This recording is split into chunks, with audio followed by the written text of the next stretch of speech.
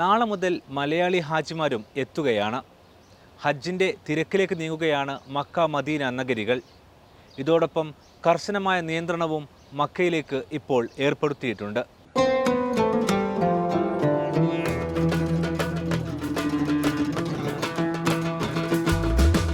കഴിഞ്ഞ ആഴ്ചകളിൽ മദീനയിലെത്തിയ ഇന്ത്യൻ ഹാജിമാരെല്ലാം മക്കയിലേക്ക് എത്തുകയാണ്. മദീന വഴി എത്തിയ ഹാജിമാർ അവിടെ സന്ദർശനം പൂർത്തിയാക്കിയാണ് മക്കയിലേക്ക് വരുന്നത്.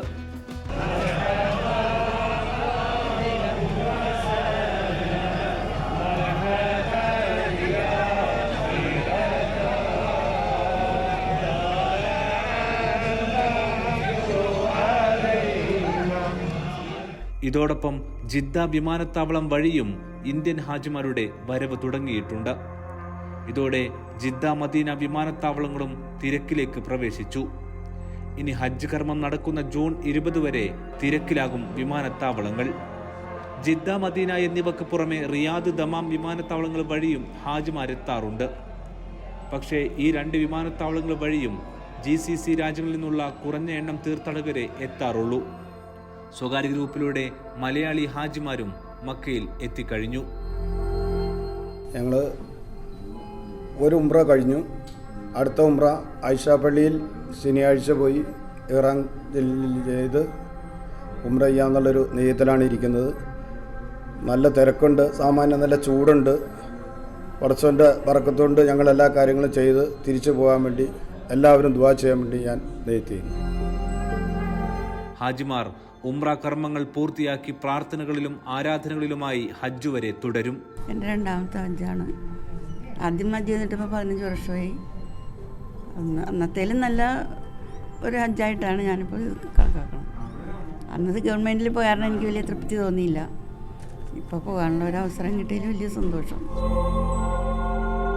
മക്ക പതിയെ ഇനി ചൂടിലേക്ക് പ്രവേശിക്കും. അടുത്ത മാസം പകുതിയോടെ ചൂടിന് കടുപ്പമേറും.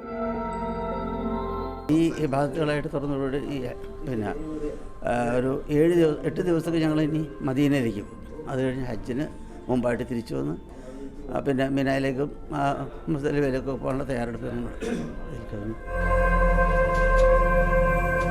സംസ്ഥാന ഹജ്ജ് കമ്മിറ്റിക്ക് കീഴിലെ മലയാളി ഹാജിമാർ ചൊവ്വാഴ്ച രാവിലെയാണ് മക്കയിലേക്ക് എത്തുന്നത്. ഇന്നു മുതൽ മക്ക KMCCയുടെ ഹജ്ജ് സെൽ വളണ്ടിയർമാർ 24 മണിക്കൂറും 3 ഷിഫ്റ്റുകളിലായിട്ട് ഹറമിൻ്റെ ഭാഗത്തും ഹാജിമാർ താമസിക്കുന്ന അസീസിയയുടെ വിവിധ ഭാഗങ്ങളിലും സേവന രംഗത്തുണ്ടാകും. വിവിധ ഹോസ്പിറ്റൽ കേന്ദ്രീകരിച്ചും വിവിധ ബ്രാഞ്ച് ഓഫീസുകൾ കേന്ദ്രീകരിച്ചും മക്ക KMCCയുടെ വളണ്ടിയർമാർ സേവന രംഗത്തുണ്ടാകുമെന്ന് അറിയിക്കുകയാണ്. അതുകൊണ്ട് തന്നെയാണ് മക്ക KMCCയുടെ ഹെൽപ്പ് ലൈൻ നമ്പറുകളും ഇനി മുതൽ ഞങ്ങൾ ഇവിടെ ബന്ധപ്പെട്ട മീഡിയകൾക്കും ബന്ധപ്പെട്ട ആളുകൾക്കും ഞങ്ങൾ നൽകുകയാണ്. ഏതവസരത്തിലും ഏത് സമയത്തും ഏത് ഹാജിമാർക്ക് ആവശ്യമായ സേവന രംഗത്ത് മക്ക KMCCയുടെ 200ഓളം വരുന്ന വളണ്ടിയർമാർ വനിതാ വിങ്ങിൻ്റെയും അതുപോലെ തന്നെ വിവിധ കാറ്റഗറിയിലുള്ള മെഡിക്കൽ രംഗത്ത് പ്രവർത്തിക്കുന്ന അതുപോലെ തന്നെ വിവിധ രംഗത്ത് പ്രവർത്തിക്കുന്ന വളണ്ടിയർമാർ എല്ലാ സമയത്തും സേവന രംഗത്ത് ഇവിടെ ഉണ്ടാകും.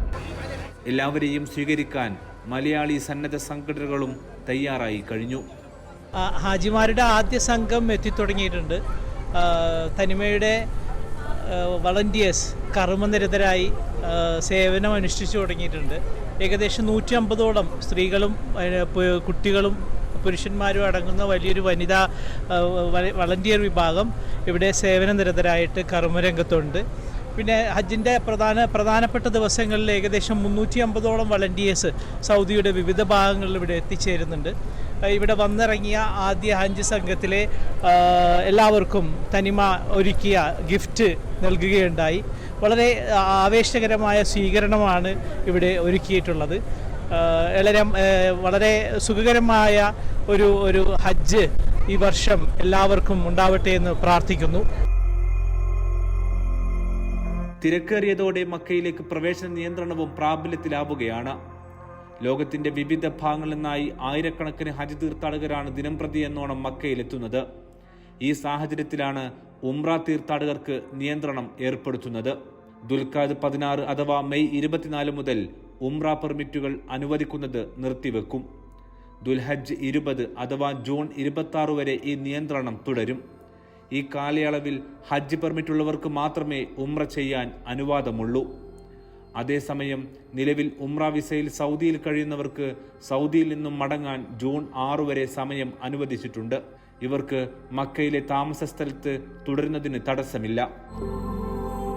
ഉംറ പെർമിറ്റുകൾ നിർത്തലാക്കുന്നതോടെ പരിശോധനയും കൂടുതൽ ശക്തമാകും. ജൂൺ 2 മുതൽ 20 വരെ മക്കയുടെ എല്ലാ ഭാഗങ്ങളിലും പുണ്യസ്ഥലങ്ങളിലും പരിശോധന കർശനമാക്കും. ഈ കാലയളവിൽ ഹജ്ജ് പെർമിറ്റില്ലാത്തവരെ കണ്ടെത്തിയാൽ 10,000 മുതൽ 1,00,000 റിയാൽ വരെ പിഴ ചുമത്തുമെന്നാണ് മന്ത്രാലയത്തിന്റെ മുന്നറിയിപ്പ്. കുറ്റം ആവർത്തിക്കുന്നവർക്ക് പിഴ ഇരട്ടിയാക്കും. കൂടാതെ 6 മാസം വരെ തടവ് ശിക്ഷയും അനുഭവിക്കേണ്ടി വരും. നിയമലംഘകർ വിദേശികളാണെങ്കിൽ ശിക്ഷാ കാലാവധിക്ക് ശേഷം സൗദിയിലേക്ക് തിരിച്ചു വരാനാകാത്ത വിധമായിരിക്കും നാടുകടത്തുക. സൗദിയുടെ ഓരോ ഭാഗങ്ങളും ഹജ്ജിന് തിരക്കിലേക്കാണ് ഇനി പ്രവേശിക്കുന്നത്.